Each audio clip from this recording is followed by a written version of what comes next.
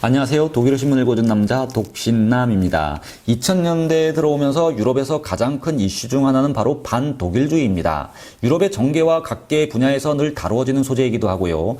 또는 크고 작은 모임을 떠나 유럽인들 사이에서도 늘 거론되고 있는 주제가 바로 이 반독일주의죠. 속사정과 실제 각 국가의 이익이야 어떻든 독일은 늘 원리 원칙을 강조하면서 유럽 회원국들에게 법치주의 그리고 유로화 출범 전 합의된 경제적 약속과 원칙을 지키도록 고집해 왔었습니다. 그리스 부채 위기 때 구제 금융과 지원을 해줘도 이런 틀에서 해주었고요. 물론 다른 회원국들, 특히 많은 적자와 부채에 시달리는 남유럽 국가들의 경우 독일이 좀 더 유연하게 대응해 주기를 바라고 있습니다. 예를 들어 유럽연합 자체, 그러니까 유럽 회원국들이 연대 보증하여 공동 명의로 발행하는 유럽 본도 도입 등이 그렇죠. 물론 보증 한도를 설정한 상태에서 유한 책임을 지고 공동 명의로 발행한 적도 있습니다만 일반적이고 상시적인 유럽 공동채권은 아니었죠. 그러니까 스페인이나 그리스가 원리금을 갚지 못하면 이를 독일이나 스웨덴 등 다른 나라들이 대신 물어줘야 하는 채권의 성격인데요. 일반적인 연대 보증 개념을 유럽 모두가 혜택을 받자는 의견이 이렇게 남유럽 국가들 중심으로 있는 겁니다. 그러나 완벽한 유로본도가 도입되기 위해서는 정치적으로 주권에 관한 사항도 유럽연합에 더 많이 위임할 때 가능할 수도 있습니다. 권리만 행사하고 의무는 나 몰라라 할 수 있는 구조는 유럽연합 자체를 더 위기로 몰아넣을 수 있게 되죠. 그렇지 않아도 코로나 위기로 인한 재정 지원이 유럽연합의 권력 강화로 이어질 수 있다는 말이 솔솔 나오고 있는 실정입니다. 그래서 자국의 재정 부담은 각 회원국이 스스로 진다는 원리 원칙을 강조하고 있는 곳이 독일인데요. 물론 이는 독일의 주장입니다. 이런 독일의 주장은 유럽연합과 유로화라는 구조를 통해 경제적 이득을 독식하는 것이 독일이라는 논리와 충돌하고 있는 것이죠. 독일이 그만큼 혜택을 보았으니 책임도 더 지라는 겁니다. 그리고 이는 틀린 말도 아닙니다. 쉽게 생각하면요. 자국의 통화가 있다면 그리스같이 경기가 나쁘고 불황일 경우 자국 화폐 가치가 추락하지만 이는 상대적으로 수출 경쟁력을 갖게 되죠. 수출 가격이 싸지면서 경쟁력이 생기는 겁니다. 그런데 독일같이 잘 나가는 국가가 유로화 안에 있기 때문에 재정 위기에 놓인 국가 입장에서는 상대적으로 유로화 강세가 지속이 되고 있는 것이고요. 이로 인해 상품 가격 면에서 수출 경쟁력이 생기지 않는 건데요. 반대로 독일은 재정 위기 국가들 때문에 독일 입장에서는 자기들 경제력보다 상대적으로 유로화 가치가 하락해 있기에 수출 상품의 가격 경쟁력을 갖게 되어 있는 구조입니다. 그런데 실제 이득을 보는 나라는 독일이 아니라 따로 있습니다. 먼저 유럽경제연구소에 따르면 이득을 본 나라는 독일뿐만이 아닙니다. 네덜란드 등 북유럽 국가들이 이익을 봤다고 설명하고 있는데요.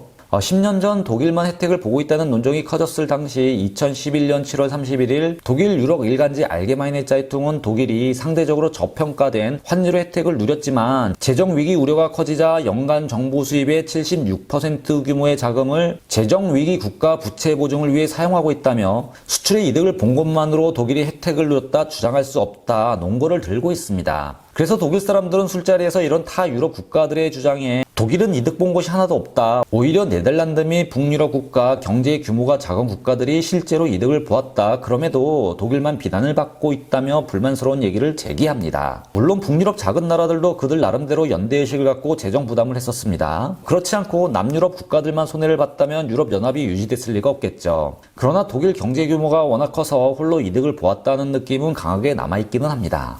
이렇게 유럽연합 내 실제 경제 메커니즘과 정부의 역할은 아주 복잡하기 때문에 누가 어떤 이득을 보았는지 한 문장과 한 논리 구조로 설명하기에는 한계가 있습니다. 분명한 것은 유럽 영내 단일 시장을 통해 가치 사슬의 효율성, 환전 비용, 관세 등 1차적 이익이 모든 유럽 국가에 적용되었다는 것은 사실이죠. 유럽 모든 국가의 무역 증진에 도움이 되었다는 얘기입니다. 그리고 이런 단일 시장이라는 조건 때문에 외국 기업들이 투자를 하기도 했었습니다.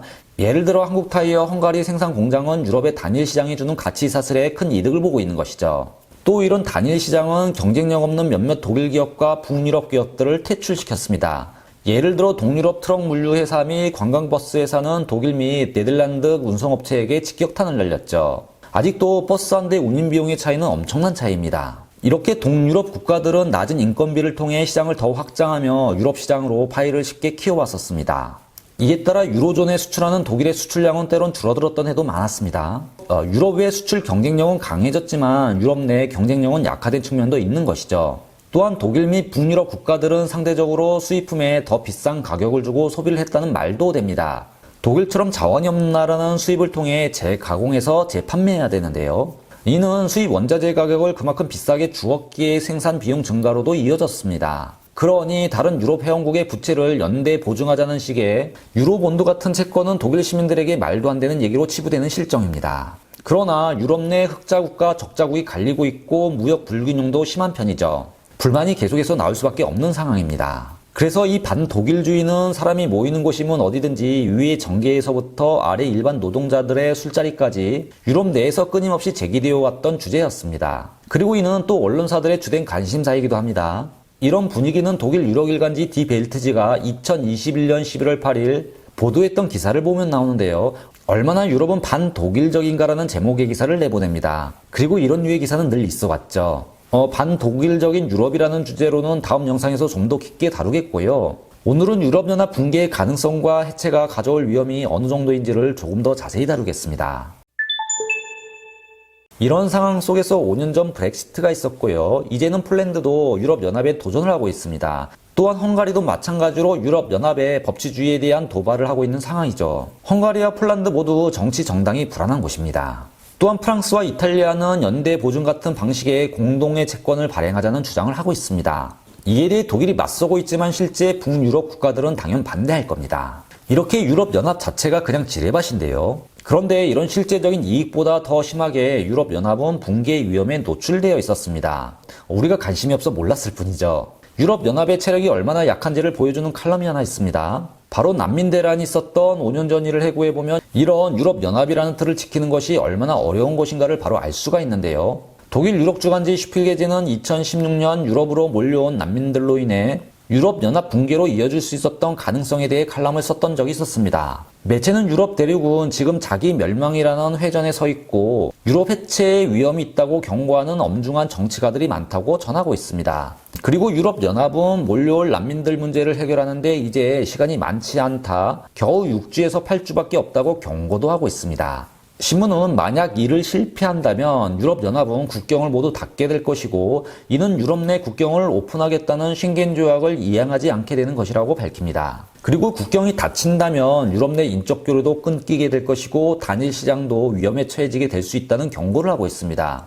또한 실제로 단일 시장이 존재하지 않는다면 유로화 자체는 이제 아무런 가치가 없다고 단언합니다. 그런데 이런 과장된 생각은 단지 독일의 생각이 아니라 당시 프랑스 그리고 네덜란드 등 고위 공직자들 및 정치가들의 생각임을 전달하고 있습니다. 이렇게 유럽은 작은 틈에도 위기로 빠질 수 있다고 칼럼은 전하고 있는데요. 물론 말 그대로 과장된 걱정일 수 있습니다만 그리 개연성이 없는 것도 아닐 수도 있습니다. 칼럼은 이는 단지 기술적인 문제만은 아니라고 단언합니다. 일단 국경을 닫게 되면 유럽은 자국의 이익을 우선으로 움직이게 된다고 밝히고 있습니다. 그리고 이는 미래를 향한 유럽 공동의 비전이 사라지게 되면서 다시 자국의 주권 그리고 문화적 자기 주장들이 넘쳐나게 될 것이라고 칼럼은 논거를 제시하고 있습니다. 자동적으로 유럽연합은 계속해서 분열로 나아가게 되어 있다는 것이죠. 그리고 결국 유럽연합 해체까지 다다르게 된다고 강조합니다. 이래서 유럽연합 해체 위험이 있다고 강조하고 있습니다. 저희는 난민 문제로 인해 유럽이 경제적 고통을 부담하는 수준이라 생각했지만요. 실제 정치적으로 유럽 안에서는 이렇게 혼돈의 상황 앞까지 내몰렸던 겁니다. 그럼 만약 유럽연합이 붕괴된다면 과연 어떤 일이 벌어질까요? 칼럼은 전혀 다른 세상을 보게 될 것이라고 설명하고 있습니다. 우선 유럽 자체가 내적으로 그리고 외적으로 축소될 것이라고 주장하고 있는데요. 그리고 유럽 시민들은 엄청난 경제적 손실을 입게 될 것이라고 밝힙니다. 먼저 이제까지 형성해온 가치 사슬이 모두 붕괴된다고 칼럼은 밝히고 있습니다. 유럽은 단일 시장 안에서 효율성을 찾아가며 혁신적인 가치 사슬을 만들어 왔는데요. 이런 모든 가치 사슬이 꼬이게 되어 있다는 겁니다. 예를 들어 폭스바겐은 자동차 모터를 이미 헝가리에서 만들고 있다고 칼럼은 설명합니다. 그리고 여기서 생산된 모터는 독일뿐만 아니라 스페인, 체코, 슬로바키아로 공급되고 있다고 밝히고 있죠. 또한 슬로바키아에서는 화물차 그리고 포르쉐 자동차 프레임이 생산되어 독일로 공급됩니다. 유럽의 단일 시장이 붕괴되면 이에 따르는 가치 사슬이 함께 추락한다고 매체는 경고하고 있습니다. 이는 우리도 마찬가지죠. 헝가리에서 생산되는 한국 타이어 제품들 그리고 LG 전기 자동차 배터리 등 모두 타격을 받게 됩니다. 공급 라인이 불안전해지고 가격은 더욱더 올라가게 되겠죠. 새로운 균형점을 찾기 위해 각 기업들은 노력을 할 테고 여기서 다시 승자와 패자가 가려지게 됩니다. 매체는 우선적으로 공급 시간이 길어지며 운송 비용이 상승한다고 밝히고 있습니다. 그리고 이에 따라 유럽 내 기업들의 경쟁력은 약화될 것이라고 설명하고 있죠. 이런 상황은 바로 기업들의 긴축 프로그램을 가동시키고 전략을 하기 위해 생산 라인을 줄이게 하며 이는 해고로 이어지게 될 것이라고 보도하고 있습니다. 국경을 닫는다는 것은 유럽에게 이렇게 끔찍한 일인 겁니다. 무엇보다 이제까지 안정을 보여왔던 소비자 물가는 이런 단일 시장에 강화된 국제적 경쟁력 때문이라고 설명하고 있습니다. 그리고 기업의 경쟁력 약화는 바로 거침없이 상승하는 물가라고 주장합니다. 이는 바로 유럽 시민들의 생계를 위협하게 될 겁니다. 그리고 유로화 사용 국가들의 탈퇴는 유로화 축소를 의미하며 경제 규모 또한 줄어들게 될 것이라고 밝히고 있습니다. 그리고 이는 다시 인플레이션을 견인하게 될 것이라고 설명도 하고 있죠. 그리고 각국의 중앙은행들은 이자율을 높여 물가를 낮추게 될 것이고 그동안 부동산 가격이 거침없이 올라갔던 나라들은 모두 거품으로 바뀌게 될 것이라고 설명하고 있습니다. 또한 이는 여러 문제들을 불러올 것이라고 강조도 하고 있죠. 그런데 여러 문제들이라는 것, 과연 어떤 문제로 확산이 될까요? 부동산 시장이 몰락하는 것과 함께 부동산에 묶인 여러 금융상품들과 유럽 단일 시장을 전제로 설계된 여러 금융상품들은 타격을 받으며 금융시장이 일대 혼란에 빠지게 될 겁니다. 세계적으로는 그 파급이 어디까지 미칠지 알 수가 없죠. 더욱이 수출 국가인 한국의 경우 유럽 시장 자체가 붕괴되는 것이기 때문에 유럽에 수출하는 자동차와 전자제품은 바로 타격을 입게 될 겁니다. 또 유럽 내 소재한 한국 기업들의 생산 기지는 일대 혼란에 빠지게 되겠고요. 대체로 자국 내의 생산 라인을 가지고 있는 중국 기업들과의 경쟁력에서 밀리게 될 수도 있습니다. 이렇게 전 세계 무역시장이 일대 혼란에 빠지겠죠. 결국 유럽연합의 갑작스러운 몰락이 꼭 좋은 것만은 아닌 겁니다. 지금 이렇게까지 유럽은 어려운 길을 가고 있는 것인데요. 과연 유럽연합을 흔들고 있는 여러 문제들을 어떻게 해결해 나갈지 귀추가 주목이 됩니다. 지금까지 독일어 신문을 읽어준 남자 독신남이었습니다.